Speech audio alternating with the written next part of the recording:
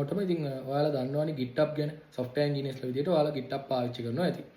ඉතින් GitHub වල මේ වෙනකොට repositories බිලියන ගණන් ට්‍රිලියන ගණන් තියෙනවා. කොච්චර repositories තිබුණත් ඔයාට අවශ්‍ය කරන repo එක කිසිම ප්‍රශ්නයක් නැතුව කොච්චර commits ගානක් එක්ක වුණත් කොච්චර branches ගානක් එක්ක වුණත් ඔයාට ලේසියෙන්ම ඉක්මනටම clone කරගන්න පුළුවන්. ඉතින් මේක වෙන්නේ කොහොමද?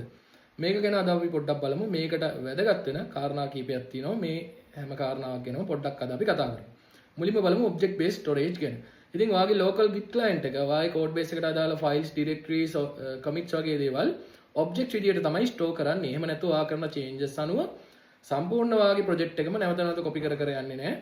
ඔයා කරන changes අනුව එක්ක අලුත් objects create කරනවා. එහෙම නැත්නම් තියෙන object එකක් එහෙම නැත්නම් object කීපයක් modify කරනවා.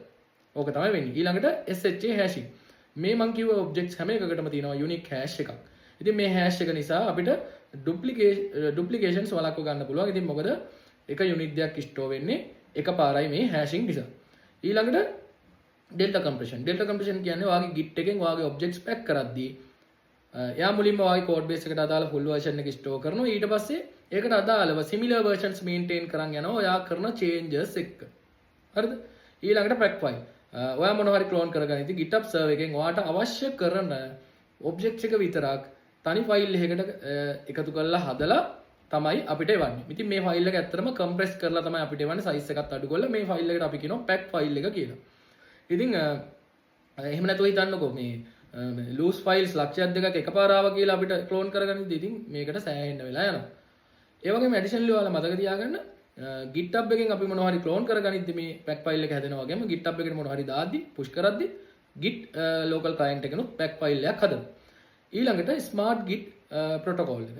ඉතින් මේකෙදි වෙන්නේ ඔයාගේ git local client එකත් GitHub server එකත් communicate කරනවා මොනවා හරි operation එකක් සිද්ධ වෙන්න කලින් negotiate කරනවා redundant objects මේ දෙක අතරේ transfer නොවි තියෙන්නේ. අවශ්‍ය දේවල් විතරයි මේ දෙක අතරේ transfer වෙන්නේ. ඊළඟට efficient indexing. මම අර කිව්ව හැම pack file එකකටම තියෙනවා .idx file එකක්. මේකෙන් මේ objects වලට අදාළ indexing part එක handle වෙනවා. ඉතින් git binary search එකට ලේසියෙන්ම අවශ්‍ය කරන objects locate කරගන්න පුළුවන් සම්පූර්ණ repo එකම scan කරගන්නේ නැතුව. ඊළඟට lightweight branches. ඉතින් branches කියලා කියන්නේ ඔයාගේ commits වලට තියෙන pointers විතරයි. එහෙම නැතුව ඔයා branches හැදුවා කියලා ඔයාගේ code base එක නැවත නැවත copy වෙන්නේ නැහැ. හරිද?